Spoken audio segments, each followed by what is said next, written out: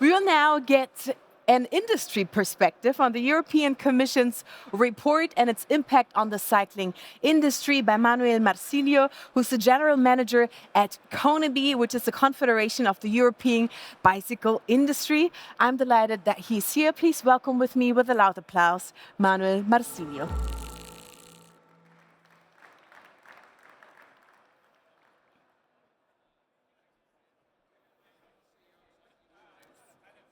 Good afternoon, everybody.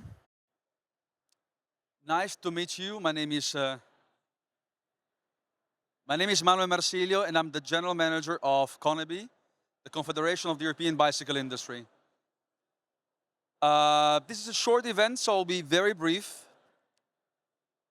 We're here today to talk about a very important achievement with the European institutions and specifically with the European Commission, which is the transition pathway for the mobility industry's ecosystem. Today, you will see several speakers. We will have a company, an association, the European Commission, and another association. And together, they will speak about what it means, what it is, what's next. Just a bit of background. We started a dialogue, we as CONEBI, with the European Commission last year. It was 2023. The objective was to look for synergies between the private sector, via the association, and the European institutions. Automotive industry, automotive suppliers industry, shipbuilders, and finally the bicycle industry were involved in a dialogue to understand what kind of synergies can be found in terms of opportunities, but also solving challenges. What we see is a report published in February of this year, which explains, which puts together all the elements of the discussion in one document. There is a lot of content in that document. I invite you to look for the document and read it. But in the meantime, please enjoy this very interesting conversation. I will call to come to the stage the speakers. So, number one, I would invite the European Commission, Giuseppe Marotta, to join me on the stage. Please, an applause.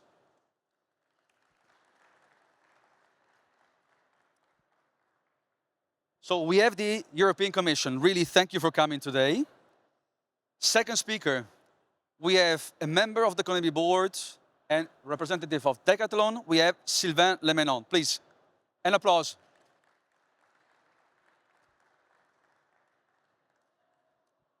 Everybody is talking about Portugal, and I understand why. After some years, I understand why. We have one of the biggest experts of industrial transition projects, and he will tell a lot about what's happening in Portugal. Sergio Ribeiro from Abimota, please, an applause.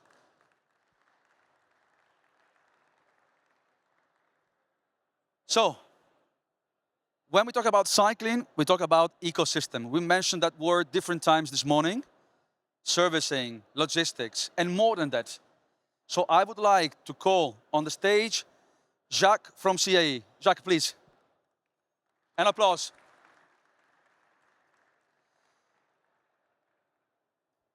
You will see in the slides 7 building blocks. These are the core elements of this report made by the European Commission. Focus on these blocking elements and do not hesitate afterwards to ask questions.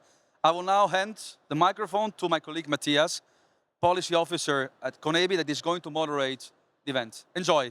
Thank you.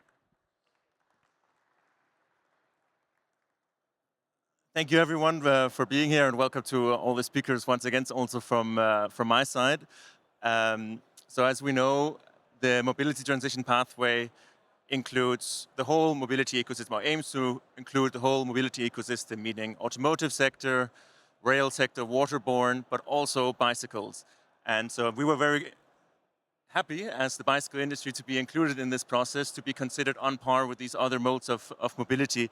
So my first question will go to you, Giuseppe from DG Grow at the European Commission. Could you tell us a little bit more about the transition pathway process, and also why did you choose to include us, the bicycle industry? First of all, good morning, everybody. Thank you very much, Matthias, for this, for inviting us and allow us to participate to this amazing event.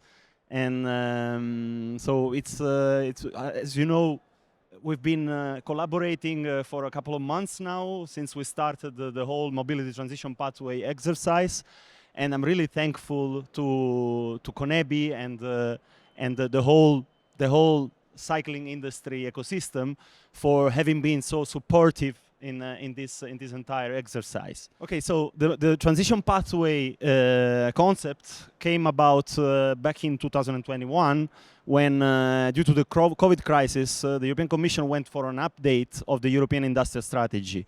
Back then, the need to accelerate the twin, meaning green and digital transition, as well as reinforcing the resilience of the industry, of the European industry, was clearly identified, and the Transition Pathway Initiative was indicated as the approach to make this happen. The transition pathway consists in a co-creation exercise involving industry, involving all relevant stakeholders, including public sector at all levels, so European, national, local level, and also NGOs are part of it. Mobility ecosystem is not the only one. There are also other industrial ecosystems that are doing similar exercises on their side. And so when we started, we immediately recognized the cycling industry as an essential segment of the total mobility ecosystem, of the entire mobility ecosystem. If you allow me, Matthias, I would say that there are, those who are adapting to the transition and those who were born transitioners. And the cycling industry being an active mode, transport mode, with the I would say a zero emission DNA in their foundations, is a natural, let's say, protagonist of this transition.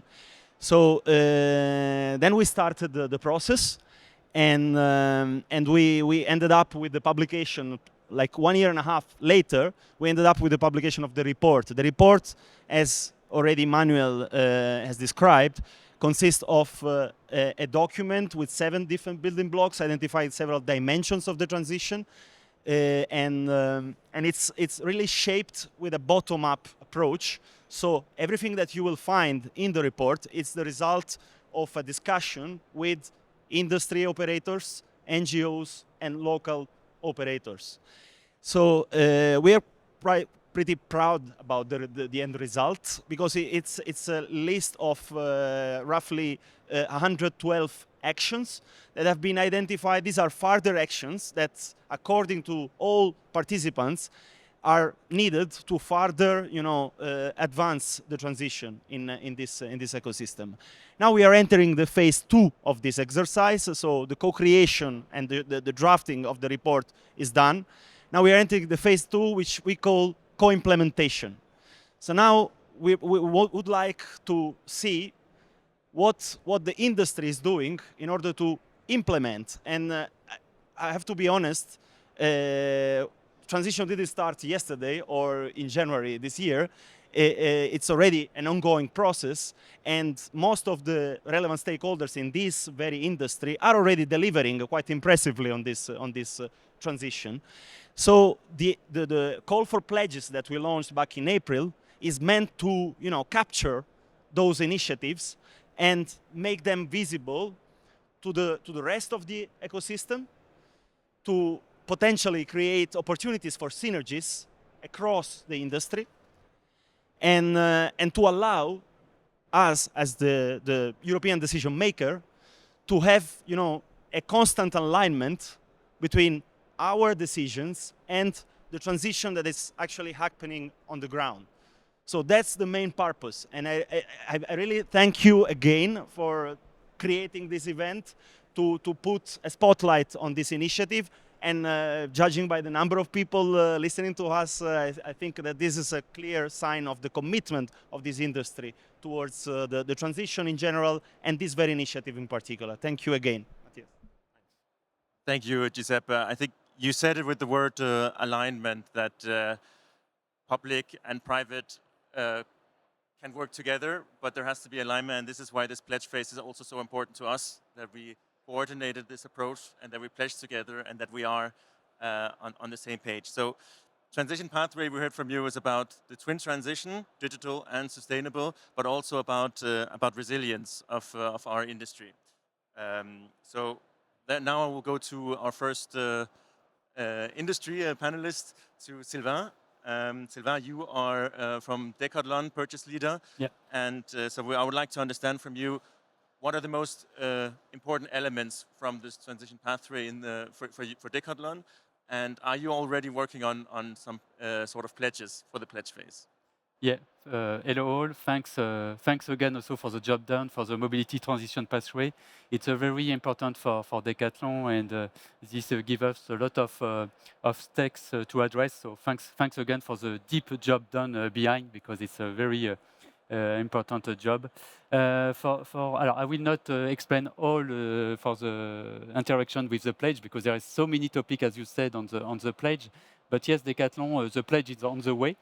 I will focus today on four main points, four important points, but not the least. There is a lot of points. So thanks again. For me, one important point is the raw material. Raw material, mostly for the frame. You know, the frame is the skeleton of the bikes. And we have to address big stakes is the availability of the raw material, but the decarbonized raw material. And we know that we have to build a strong ecosystem to have a low carbon raw material and recycle raw material, and to build the availability in Europe for this raw material is very, very important. It's not easy, but for sure we will be able to succeed with to put in place a strong ecosystem of the raw material availability, alloy, but also plastic, all the raw material we need for the bikes industry. This is the first point and very important point. And this is a big part of the mobility transition pathway. The second one is a critical component. We know we are facing difficulties to have the availability in Europe for some components, some critical ones, such as battery. Even we start to have some possibilities, but battery, we know that the cells, it's another difficulties, but battery itself and e-component, we need to have the condition of success to have ability for battery component, but also, again, raw material, to be able to have all the ecosystem and all the components, because you know for a bike, it's around 60 components for a bike. So we need to have the complete availability to be able to go on the mobility transition pathway. It's very important. So we need a strong support to build, once again, a strong ecosystem in Europe. The third point is circularity. It's a very, very important point. We have to build the second-hand rental, but also the condition of reparability and recyclability. Today, we need to define the possibilities to have an ecosystem of recyclability. We are facing also, we need to validate also technically the material, the recycled material. I will take the example of the frame for sure. We can use recycled material, but we need to be sure that the product itself will be safe. So we need to have innovation, we need to have laboratory, we need to address these big stakes to work on collectively to be able to create the possibility to use recycled material in a safe way. And for sure, we need also to work on the business model, second-hand, rental, to promote the mobility in Europe. I will not go further because I know that Jack will address also this topic just after. And last point, competitiveness, for sure. We need to work on the process innovation, on the benefit of competitiveness. So we need to have some study, some possibilities to work deeply on the automatization, to be able to support the competitiveness in Europe, to make the bikes accessible. In fact, this is very important. It will be important to promote the use of the bikes, but they have to be accessible. So this is a very important point also. And so I just focus on 4 points. For sure, Decathlon is deeply involved of the mobility transition pathway, and the pledge is on the way. Thank you so much for the support. Thank you. And I think Giuseppe is happy to see the Decathlon pledge on the way. I would now turn to you, Sergio, from Abimota, the Portuguese association.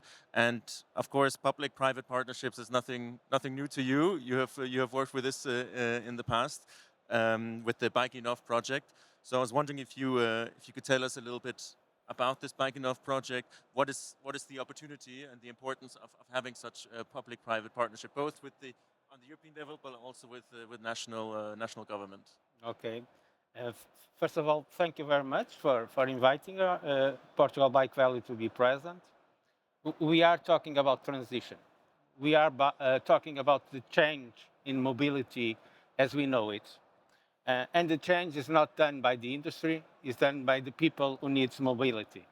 The mobility industry has been the backbone in terms of economic development in many of the countries in Europe and in Europe as a whole. That's why the political change and addresses that the Commission has done is very important. Portugal has always been a supplier. We put ourselves as a supplier of solutions and products for the European market. And for ourselves, the challenge is how we will address, in terms of solutions, the changes that are coming, and the way we will be able to keep our level of economic development, keeping the manufacturing as possible as near to the consumer. Because you don't have a sustainable solution if you change the way you produce, but you produce it 25,000 kilometers away. So you're just moving the emissions from one side to another. So we need to do that. And that's how we created Biking Off. Portugal is a small country, as everyone knows. The companies are medium and small companies, and the change always brings the need for new development. And investing in the development infrastructure is a very high cost. As we know from the mobility industry and what we see in terms of level of investment that the automotive, the train and the aeronautics industry has done in the last decades. So for us, the solution was networking. And that's how we created Biking Off. It's a non-profit association that relates private companies from the manufacturing and also universities and other technological centers that will allow the companies that don't have the dimension to take the risk of the development investment to have an infrastructure that allows them to develop the things that we are talking here about. And I'm grateful to Decathlon to talk about the things, because what we want to create in Biking Off is the conditions from thinking about the solution to manufacturing the solution. And so you will have the development area, you will have the test area of the materials and studying new things and resistance, and you will have the industrial infrastructure, so you can study new processes and to think about the product in the circular way that we all require. And that's the way we engage to this project, and the investment is being done. In the past, we also did that because when you have good, competent companies with the low investment capacity, the way, let me say this way. In Portugal, there is a saying that alone you go faster, together you go further. And so the approach was that when we created Portugal Bike Value was that, because if we did the investment, each company by itself, we wouldn't be present as we are today in almost everywhere, every trade show that we go. But together, we managed to use this investment. And we see it for Portugal, but we really need it for Europe because the requirements that we will have to engage this change in the industry we will only be able if we work together as a network. Because when you see how the bicycle industry is organized, you see that in some areas, the number of players worldwide is very reduced. And if you all want to bring production to Europe, and we want to be competitive, because if we are not competitive, people will not have the access to the products that they require. If we work each one by itself, we won't have the needed scale so we can make the products affordable, and we won't be able to create the needed circuits that we require to do the real circularity. Because as we all know, some of our circularity is to take the waste, put it in a container, and send it somewhere else to someone take care of it. If we want to do circularity, we need to create a scale that allows us to recycle and reuse a number of products that becomes very competitive in terms of access to the products. One of them, for instance, is the alloy. We use a lot of alloy in our vehicles and in the automotive industry, but the circularity of the alloy material, raw material, is still very uncompetitive. So we need to work together to solve a lot of these questions. And the battery is another one. But to end it more or less this way is, if we work together, we go further. If we stay each by its own backyard, in the end of the day, we won't do the transition, and we will be buying all the vehicles somewhere else in the world. So the transition that was a challenge and a good possibility becomes industry-killing policy. So it's a thing that we need to work together. Can I ask a question to Sergio, just to understand a bit better? What's the level of maturity of this initiative? Are you already up and running for? Well, we made the application for this consortium to the Resilience and Recuperations Plan when that was made by EU, the Commission, after COVID. At this time, I would say we will be around 30% of the investment. The total investment is 213 million euros. A good part of the investment, because it had infrastructure and it had the product development. As you understand, product development is slower. But I invite you to visit because we have already some outputs of this development. Thank you, and not just you, Giuseppe. Yeah, Bimota has a great stand over there. Everyone, please, please come and drink a Portuguese beer and a Portuguese coffee. I think that's a good offer. That's a good offer. So now I will turn to you, Jack. As Manuel said in the beginning, it's not just the retailers or the manufacturers of components and bikes. It's also about the wider ecosystem. So Absolutely. The service providers, the tech companies, bike sharing, bike leasing. What are the implications of the transition pathway for this part of the bicycle industry? Well, I think there's quite a lot to cover. And just to start off, I'd just like to say how delighted I am to be on this panel where these branches are representing production, retail, clusters, national associations, and the European Commission, because I think the key thing about this in the design of the mobility transition pathway and now bringing it forward is that we're in this together.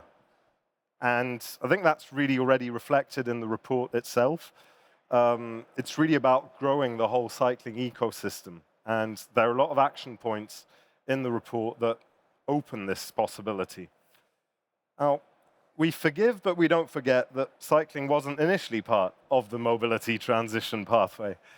And I think it's by highlighting the importance of local economic ecosystems and what cycling can do in that context that, well, we really entered the picture. At times, I think that might have been pretty important. And I think it's the contribution to jobs and growth that cycling can provide today that's really important. I mean, after all, as Kevin mentioned yesterday at the Leaders' Night, that the cycling ecosystem is the only one that's growing jobs in mobility right now in Europe. And on that note, the mobility transition pathway refers to 1.3 million jobs in Europe in cycling today. We've been talking a lot about growing this to 2 million jobs by 2030. And I think, you know, it won't come as a surprise to anyone that the bulk of these jobs are going to be coming from the services end. Whether that's today or tomorrow, they're going to play a key role in developing this. And actually, I'll just state some recent research by Tug und Fahrrad, pointing out that there are now 500,000 jobs serving cycling in Germany, and there's been a considerable amount of growth in the services end here, with 25% growth in jobs and turnover over the past 4 years in services. Now, looking at 2030 in Europe and cycling, we're probably looking at around 1.7 million jobs in cycling linked to services.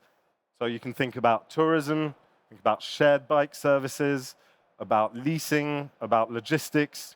But I'd also like to point, which has already been done by speakers today, point at circularity, which is probably a key driver for growth in services because, well, we already see bike refurbishment that's developing quite an important market segment now.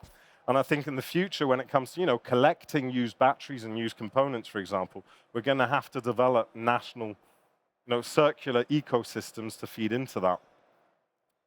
And as we were pointing out, it makes no sense to be circular if you're sending back your components to the other side of the planet. So I think a circular services ecosystem is an ally for a strong European manufacturing ecosystem. Now, I'd like to just move on to how services can shape the MTP, because there's quite a lot to do. And I'd say that there are quite a lot of low-hanging fruit for the services sector to provide pledges, at least for the first cut-off date for pledges, which is 1st of September. Bear in mind that after the 1st of September, you can still make pledges. I think that's very important for everyone to note. It's not a deadline. It's a cut-off date for the first report. But under two cores in the Mobility Transition Pathway report, under affordable mobility and new techniques and business models, you've got a lot of hooks to talk about what you're doing this year, what you'll be doing next year, in terms of promoting long-term rental, second-hand market, refurbishment, bike leasing, developing shared bike fleets further, subscription-based models, and further developing your bike leasing fleets. So, your bike leasing offer. So I think that's an open door to tell the European Commission from the services side, you know, this year we have put so many leased bikes onto the market, and next year we will be doing so much. These are pretty simple pledges, I think, that the services side could do. And I haven't mentioned tourism, and this is a very important part of the EU Cycling Declaration and the Mobility Transition Pathway. You might have noticed that among the Mobility Transition Pathway calls for action, there's one called Implement the EU Declaration on Cycling, which is a very, very broad call for action. And if you're doing anything in the field of tourism, you might be able to refer to the EU Declaration on Cycling that has a whole chapter about this topic.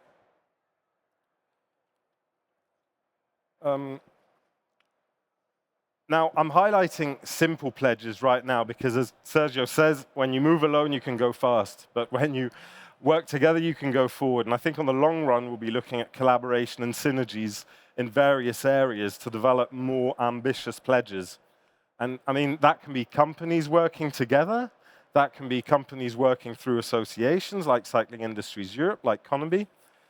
And as Cycling Industries Europe, I think, will be looking to make a number of pledges about the work of our expert groups.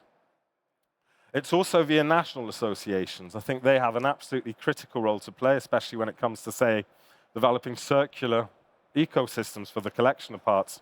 And also think about working with regional, national, local authorities and tell local authorities, if you're building cycling lanes, that's an easy pledge to put into the mobility transition pathway. So don't be scared by the mobility transition pathway and the pledging exercise. And if you still are, I've done a little 7-step guide about how to pledge. So you can come over to our booth later on. But just to wrap things up, I'd like to thank the Commission for the excellent dialogue and the atmosphere we had throughout the discussion. But I still feel it was kind of like two worlds colliding as well at times. And I really hope that we can keep this dialogue going, because now that we've met and now that we know each other better, I think there's so much we can work together on. And with that in mind, I really hope we have a structure to continue our dialogue with all these players in the ecosystem. And I really hope that in 5 years, the Commission can boast about how it worked with the cycling industry and what it delivered. Thank you. Thank you. Yeah, also from my side, Giuseppe, we are happy to have you here as the European Commission. And I know you've had a chance this morning to walk around the fair, and of course you've listened to our panel today. So my question, I think, would be, from what you have seen, from what you have heard, do you think that these initiatives can translate into effective pledges in this transition pathway framework? Well, thank you, first of all, to the three speakers who were here besides me, and I really was inspired. I actually went checking the slides yesterday to prepare myself, and I was already pretty, encouraged and inspired by what I saw in paper. I still have plenty of questions, so Sergio, prepare yourself a bunch of beers, because Okay. we're gonna spend some time digging into the biking off and also Decathlon, and also the service dimension with Jacques. But there were some keywords that I would like to pick up in order to explain what we're trying to do here. So one was scale that emerged. There are some players that have scale on their own. This is the first colleague here on my left. But we are all aware that most of the operators in this industry are SMEs. And so it is crucial, it is fundamental to use this initiative as a tool, as an instrument for these synergies to happen, to build up. So backing off, it's your own initiative, and really thank for going down this way. But I'm sure that there is plenty of work to do still on this direction. And so this is definitely one of the main added value that we hope to bring in the discussion. And then the second one is ambition. Ambition, well, the pledges you can look at it two ways. One is as a pure pledge, so meaning making a commitment and making it visible to the entire ecosystem and to the public sectors, but also to really to bring what you're already doing and to make it tangible for all the other players, so that everybody can get inspired and follow you if this is the right direction. I've been meeting many SMEs recently, and that most of them, when we speak about the transition, especially the digital transition, because it seems to be a little bit more critical when it comes to bicycles, because the green dimension it's by default, it's a little bit by default. They're struggling, especially the smaller ones. They're struggling to understand where to bet, where to place their bets, basically. What's the winning technology? So if we are successful in building this ecosystem, I think we've already done quite a nice job so far. And as you said, Jacques, it's our challenge will be to keep it as alive and as constructive as possible. And we will work as a facilitator from our side, definitely. It's to make sure that this knowledge gets shared and gets visible to all the smallest players, so that when deciding where placing your industrial bets, you're not alone. As you said, together we go farther. And so these are the two main messages that I would like to share with you, with the audience. But again, also the call for action that you launched, Jacques, not to be scared about this entire exercise. Indeed, I'm sure you all have initiatives and projects that are unfolding, not today, but yesterday already. And so I really warmly invite you all to go and check, and please do not hesitate also to engage with us directly if need be, because we are there exactly for this. And then a message from the pure European Commission point of view is that, of course, we are in a very delicate phase, because we are at the end of the previous Commission mandate and at the beginning of the new one. And there is a lot of focus. There's going to be, I mean, we can expect a lot of focus on the industrial. There is a lot of talking about industrial deal, which should be, combined with the green ambition that has been the main focus of the previous mandate. And we really want to be relevant in this. So we want your industry to be relevant in this discussion when it comes to, regulatory initiatives, when it comes to funding schemes that are going to be decided. So don't be shy, be as loud as you can, and be as constructive as you can. But this, I mean, I'm pretty reassured, because I know what you're able, what you guys are able. Thank you, Giuseppe, and thank you all of the panelists for coming here today, and for everyone who's interested in reading the report. It's 68 pages, but there's also a shorter action list that you can look at. So I advise everyone to do that. And now I'll pass just for the final words to my colleague Mario Marsilio, if we have the time. So, first of all, thank you very much to all the speakers. Special thank you to Giuseppe, because I have to say, I would not say two worlds colliding. I would say two worlds getting to know each other. It's true that at the very beginning we were not involved, but then I must say, when I think about Europe, sometimes I'm a bit negative as a citizen, but things work as well in Brussels, and we have a very constructive dialogue with the European Commission, with Giuseppe and all the colleagues.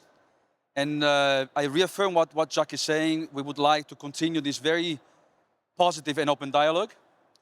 The pledge phase is not something bad. It's something very positive. It can be in my opinion, a big opportunity for everybody. So do not hesitate to engage with the associations, with the Commission. It's, in my opinion, the start of a long process, which will bring us in the coming months and years to some results. We will keep track of those results, and that will help us a lot to understand what can be done better. And in terms of synergies, what do we have to adjust to be in a much better, even better, I would say, dialogue with the European Commission, starting from the very beginning. I have one small question to Giuseppe. How many bikes do you have? Tell us the truth. He's pretending not to know it. He does know it. So I have 3 bikes. But I'm looking forward to a leisure one now, because they are all useful ones. So it's a cargo bike, a foldable one, and so it's not. I'm looking forward for a gravel bike. So I'm on the market. So For you to know, So I would say, please, a big applause for all the speakers that have been here today to give a bit of information about this very important dialogue on the transition of our industry. Please.